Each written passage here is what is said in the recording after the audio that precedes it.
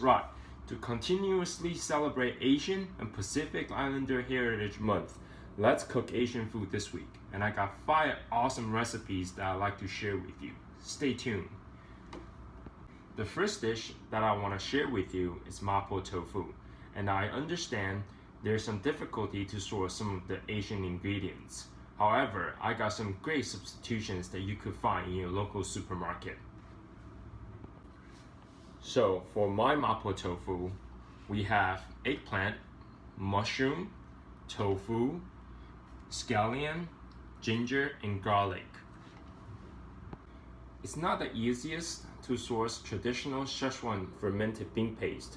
However, we could use hoisin sauce, chili sauce that you can find in your local store, cumin, and chili flakes.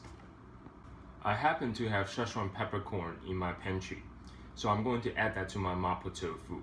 However, if you don't have it, don't worry about it. Just add black peppercorn or white peppercorn, whatever spices that you have to give it a little bit of oomph.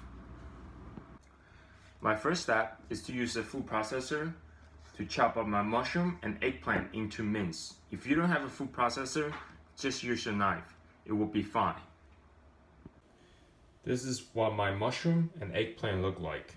Kind of look like ground meat. Next, I'm just going to use my grater to grate my ginger and garlic. And if you want them smaller, just chop them up after you grate them. Right, so as you can see, I am cutting my ginger and garlic after I grated them. This is the easiest way to mince your aromatics. This is my garlic and ginger. I cut them nice and small so they can just disintegrate into the sauce. Alright, just to quickly show you the cuts of my veggies before we start cooking. Again, mushroom and eggplant, scallions, ginger and garlic, and cubed tofu. First step, on medium heat, cook off your ginger and garlic until nice and fragrant. Beautiful.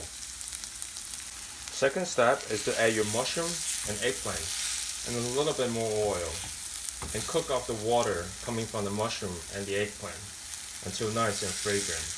And then add your spices. Cook your spices until fragrant. And then we're going to stir in hoisin sauce and chili sauce. Right, add some water and more seasonings. I got some soy sauce, MSG, more Szechuan peppercorn, and a little bit more chili in there. And just bring it up to a boil. And now add your tofu. Now look at that. I added all my tofu and then a little more water and bring it up to a simmer. And just let this stew for 10 to 15 minutes to get some flavor into tofu. Right, let's make chili oil.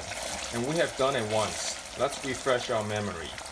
Put your chili sauce and oil inside of a pot. Keep stirring on medium heat and cook until the chili sauce becomes jammy. After about 5 minutes, you will see your chili sauce or solids will get thicker and thicker, and the bubbles will get smaller on the top. And at this point, turn your heat off. After it comes off the heat, add your seasonings and spices. We'll leave it as it is. I have cumin seeds, MSG, sugar, and a little bit of soy sauce. Right, after simmering for 5 to 10 minutes, I'm going to add a little bit of cornstarch slurry just to thicken it up.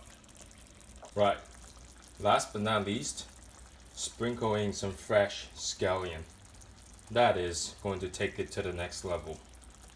Yes, this looks amazing. And to finish off, more chili oil. Why the heck not? It's all about the spice, the depth of flavor, and more scallion.